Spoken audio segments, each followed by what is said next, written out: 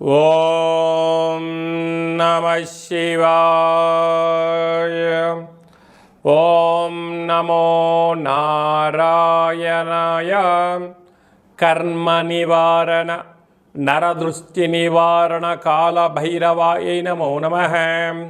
ఓం కాళకాలాయ విద్మహే కాళాతీతాయ ధీమహి తన్నో నరదృష్టి నివారణ కాళభైరవ ప్రచోదయాత్. హరి ఓం.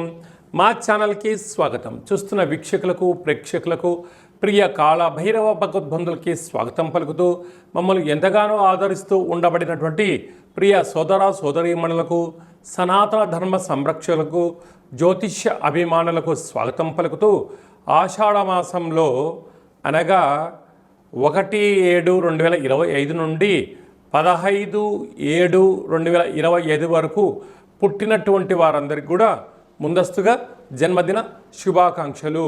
గతంలో వివాహం చేసుకున్న వారికి వివాహ వార్షికోత్సవ శుభాకాంక్షలు. ద్వాదశ రాశుల్లో గ్రహ గమనాన్ని ఒకసారి వీక్షింపచేద్దాం. వృషభ రాశిలో శుక్రుడు నక్షత్రకారకుడు.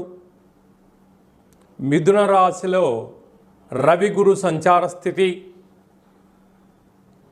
కర్కాటక రాశిలో బుధ సంచార స్థితి. సింహరాశిలో కుజుడు మరియు కేతు సంచార స్థితి. కుంభరాశిలో రాహు సంచార స్థితి. మీనరాశిలో శని సంచార స్థితితో ద్వాదశ రాశుల్లో గ్రహ గమనాలు ఈ విధంగా ఉన్నాయి. ఆషాఢమాసం మనం అనగానే తెలంగాణ యావత్ ప్రపంచమంతను కూడా అమ్మవారిని స్మరించడం, ధ్యానించడం, బోనం కార్యక్రమాలు చేస్తూ ఉంటాం.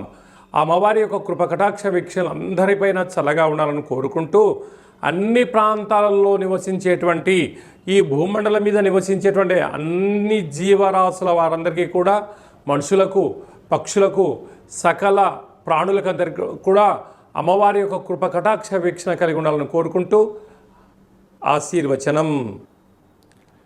తులారాశి వారికి ఆషాఢమాసంలో కులదేవతల యొక్క ఆశీస్సులు, గ్రామ దేవతల ఆశీస్సులు ఎలా పొందాలో ఈ వీడియోలో సవివరంగా సంపూర్ణంగా తెలుసుకుందాం. తులారాశిలో ఏ నక్షత్రాలు వస్తాయి అనగా చిత్తా నక్షత్రంలోని 3వ పాదం, 4వ పాదం, స్వాతి నక్షత్రంలోని 4 పాదాలు, విశాఖ నక్షత్రంలోని 1, 2, 3 పాదములు కలిపితే తులారాశి. రాశాధిపతి శుక్ర భగవానుడు. వీరికి సంతాన స్థానంలో రాహు ఉండడం వలన పిల్లల యొక్క చదువులు, పిల్లల యొక్క అభివృద్ధి, తల్లిదండ్రుల యొక్క క్షేమము, విదేశాల్లో ఉండబడిన వారి యొక్క పిల్లల యొక్క భవిష్యత్తు ఆలోచిస్తూ ఉన్నతంగా ఎదగాలని మీ కోరిక నెరవేరబోతుంది. అదే కాకుండా నూతనంగా వివాహమైన వారికి పుత్ర పుత్రిక సత్సంతానం కోసం ప్రయత్నం చేసినట్లయితే సంపూర్ణమైన విజయం మీ సొంతం అవుతుంది. 6వ స్థానంలో శని భగవాను ఉండడం వలన రుణ సమస్య, రోగ సమస్య, శత్రు సమస్య లోపల మిమ్మల్ని వెంటాడే పరిస్థితి ఉంటుంది. అంటే తల్లిగారికి ఏదవుతుందో, లేకుంటే బంధుమిత్రులకు ఏదవుతుందో, లేదా నాన్నగారికి ఏమవుతుందో అనేటువంటి ఎప్పుడు కూడా ఆందోళనకు మీరు గురయ్యే పరిస్థితి చాలా అధికంగా ఉంటుంది. కనుక ఇలాంటి కాల సమయంలో సకాలంలో తిండి, సకాలంలో నిద్ర, తగు వ్యాయామం అని ధర్మ కార్యక్రమాల్లో పాల్గొనడం వలన సకల శనిదోషం తొలగి ఐశ్వర్యానికి, ఆనందానికి మీరు దగ్గర అవుతారు. అష్టమంలో శుక్రుడు ఉండడం వలన మీరు బంగారాభరణాలు, షేర్లు, వాహనాలు, క్రయ విక్రయాలు మంచివే, కానీ ఇది అంత సరైన సమయం కాదు. అధికమైన పెట్టుబడులు పెట్టి కొనేటువంటి పరిస్థితి ఉంటుంది. మీరు ఆవేశపడి తొందరపడి కొనుగోలు చేయకపోవడం ఉత్తమోత్తంగా భావించగలగాలి.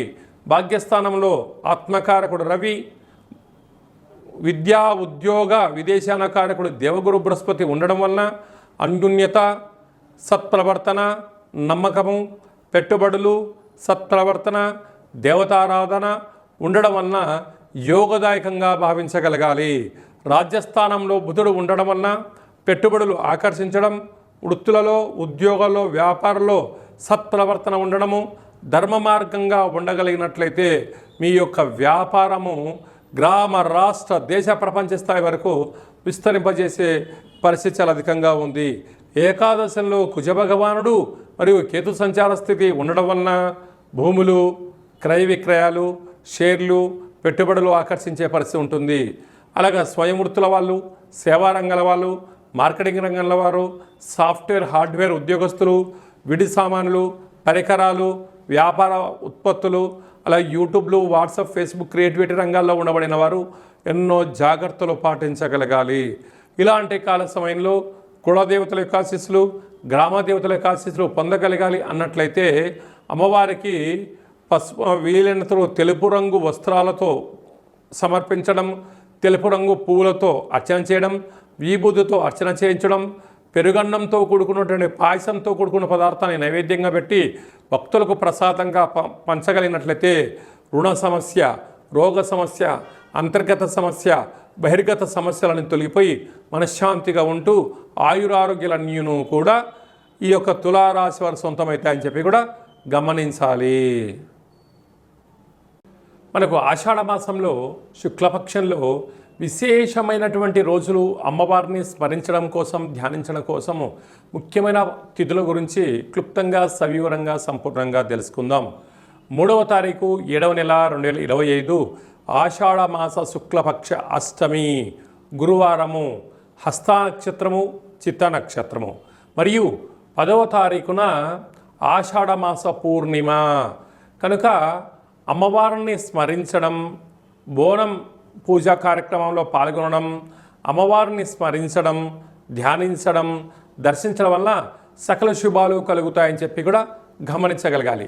అలాగనే మనము వీలైనంత వరకు ఈ యొక్క ఆషాఢ మాసం యొక్క ఆశీస్సులు పొందగలగాలి అన్నట్లయితే వీలైనంత వరకు కాళికామాతను, కాళభైరవ స్వామిని స్మరణ, ధ్యానము యోగదాయకం అని చెప్పి కూడా గమనించగలగాలి.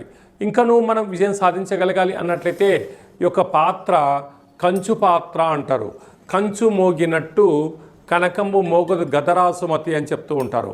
ఈ యొక్క పాత్ర ఇంట్లో పెట్టుకొని ఇలా ఒక్కసారి శబ్దం చేస్తే ఓంకార శబ్దం రావడం జరుగుతుంది.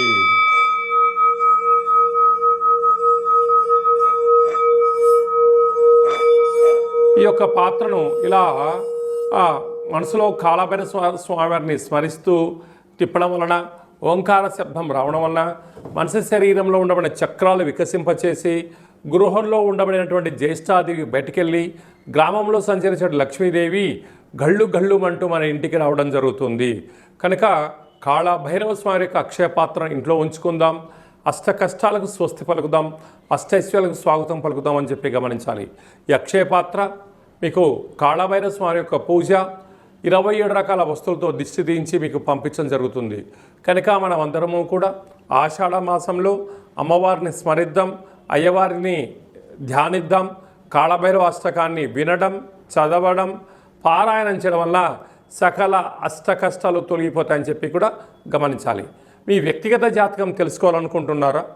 మీ యొక్క పేరు, పుట్టినటువంటి తేదీ, నెల, సంవత్సరం, సమయం వ్రాసి మీరు పంపించినట్లయితే 100 సంవత్సరాల జాతకాన్ని సవివరంగా, సంపూర్ణంగా వ్రాసి పంపించి మీరు పుట్టినప్పుడు గ్రహ గమనాలు ఎలా ఉన్నాయి, ప్రస్తుతం ఎలా ఉంటున్నాయి, రాబోయే కాలం ఎలా ఉండబోతున్నాయో సవివరంగా, సంపూర్ణంగా తెలియజేయడం జరుగుతుందని చెప్పి కూడా గమనించాలి. చాలామందికి పుట్టినటువంటి కాల సమయంలో డేటా బర్తులు లేనటువంటి కారణం వలన పేరు యొక్క మొదటి అక్షరాన్ని అనుసరిస్తూ ఆ రాశిని తెలుసుకునే ప్రయత్నం చేస్తూ రాశి యొక్క స్థితిని తెలియచేస్తూ గవళ ద్వారా అనగా రమణ శాస్త్రం ద్వారా కాళభైరవ ఉపాసన చేత భూత, భవిష్యత్, వర్తమానాన్ని తెలియజేయడం జరుగుతుందని చెప్పి గమనించాలి. కనుక జాతకాన్ని తెలుసుకుందాం. జీవితంలో జరగబోయేటువంటి సకల శుభాలను, ఐశ్వర్యాలను తెలుసుకుందాం. అష్ట కష్టాలకు స్వస్తి పలుకుదాం, అష్టైశ్వర్యాలకు స్వాగతం పలుకుదామన్న ఉద్దేశం చేత ఈ కింది నెంబర్ను సంప్రదించి అపాయింట్మెంట్ తీసుకొని సంప్రదించగలరు. అలాగనే విద్యార్థులు ఎలాంటి సూచనలు పాటించడం వల్ల వారి చదువులలో ఉత్తీర్ణత, అదే మీ యొక్క చిన్నపిల్లలకు ఎలాంటి పేర్లు పెట్టడం వల్ల వారికి ఉజ్వల భవిష్యత్తుతో ఉంటుందో కూడా తెలుసుకుందాం.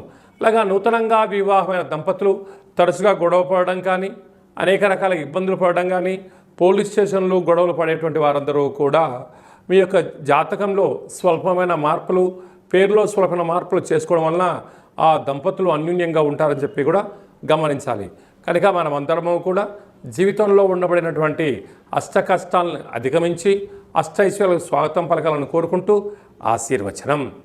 ఓం శతమానం భవతి శతాయు పురుష సతేంద్రియ ఆయుష్యేవేంద్రియే ప్రతిష్టతి ధనం ధాన్యం బహుపుత్రలాభం శత సంవత్సరం దీర్ఘమాయు సర్వే జనా సుఖినో భవంతు లోకా సమస్తా సుఖినో భవంతు సర్వం శివార్పణమస్తు సర్వం కాళభైరవ దేవతార్పణమస్తు.